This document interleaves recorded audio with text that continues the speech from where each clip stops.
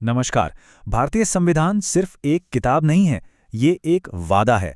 और आज हम उसी वादे और उसके सबसे बड़े संरक्षक की कहानी को समझने वाले हैं। एक ऐसी कहानी जो संविधान के बस 20 अनुच्छेदों में छुपी हुई है। तो सवाल ये उठता है कि कोई भी सरकार अपने नागरिकों से आखिर वादा क्या करती है, और उससे भी बड़ा सवाल, कौन ये पक्का करता है कि वो वादा निभाया भी जाए। इन्हीं दोनों सवालों के जवाब हमें संविधान के आर्टिकल 41 से 60 के बीच मिलते हैं। चलिए, तो सबसे पहले उस वादे की ही बात कर लेते हैं।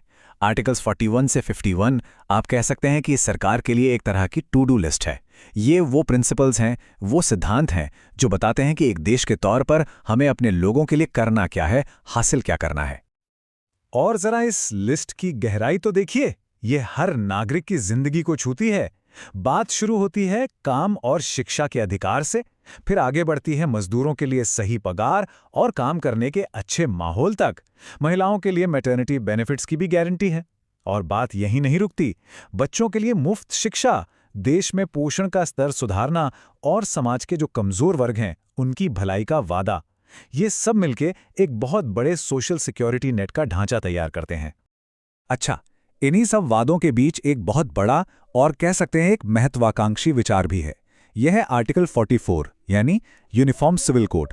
इसका सीधा सा मतलब है कि एक लक्ष्य रखा गया है कि पूरे देश में हर धर्म और समुदाय के लिए पर्सनल मामलों में एक जैसा कानून हो। अब देखिए, अगर हमें सच्चा और निष्पक्ष न्याय चाहिए तो उसकी एक बुनियादी शर्त है। शर्त यह है कि हमारी अदालतें सरकार के असर से बिल्कुल आज़ाद हों, और आर्टिकल 50 ठीक इसी आज़ादी की गारंटी देता है।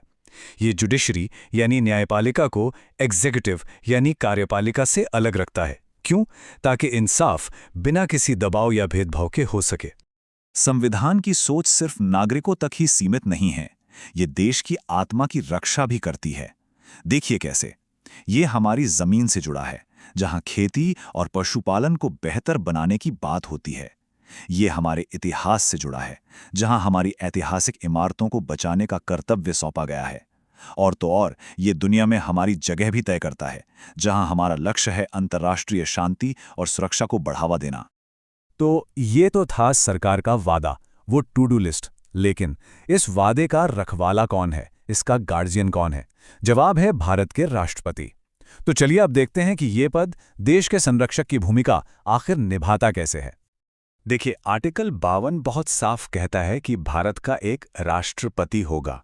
ये देश का सबसे बड़ा संवैधानिक पद है। और आर्टिकल 53 ये कहता है कि देश की सारी एग्जीक्यूटिव पावर यानी कार्यपालिका की शक्ति उन्हीं के पास होगी। सीधे सीधे कहें तो वो हमारे देश के मुखिया हैं, हेड ऑफ द स्टेट। तो फिर सवाल ये उठता है कि देश के इस सबसे बड़े पद पर बैठ कौन सकता है? क्या इसकी कुछ खास शर्तें हैं? चलिए देखते हैं कि राष्ट्रपति बनने के लिए क्या क्या योग्यताएं चाहिए। हाँ, तो राष्ट्रपति बनने के लिए कुछ शर्तें जरूर हैं। पहली, वो भारत का नागरिक हो। दूसरी, उनकी उम्र कम से कम 35 साल होनी चाहिए। तीसरी, उनमें लोकसभा का सदस्य चुने जाने की काबिलियत होनी चाहिए। और एक बहुत जरूरी शर्त यह भी है कि वो कोई और ऐसा पद न संभाल रहे हों जिससे उन्हें कोई फायदा या सैलरी मिल रही हो, जिसे ऑफिस ऑफ प्रॉफिट कहते हैं। अब यहां एक बहुत दिलचस्प बात है। राष्ट्रपति को हम और आप यानी आम जनता सीधे वोट देकर नहीं चुनती। उन्हें चुनते हैं हमारे चुने हुए प्रतिनिधि। कौन? संसद के सदस्य यानी एमपीज और राज्यों की विधानसभाओं के सदस्य यानी एमएलएज। ये चुनाव का तरीका थोड़ा कॉम्प्लेक्स है। इसे प्रोपोर्शनल रिप्रेजेंटेशन सिस्टम कहते हैं। और ऐसा इसलिए है ताकि हर एक वोट की अपनी एक अहमियत हो। तो एक बार जब कोई इस महत्वपूर्ण पद के लिए चुन लिया जाता है तो उनका कार्यकाल कितना होता है? आर्टिकल 56 इसका जवाब कहता है, पूरे 5 साल।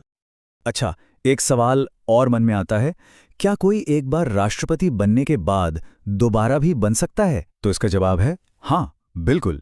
आर्टिकल 57 इस पर कोई रोक नहीं लगाता। मतलब थियोरेटिकली कोई व्यक्ति कितनी भी बार राष्ट्रपति के पद के लिए दोबारा चुना जा सकता है। और अब आते हैं सबसे अहम बात पर।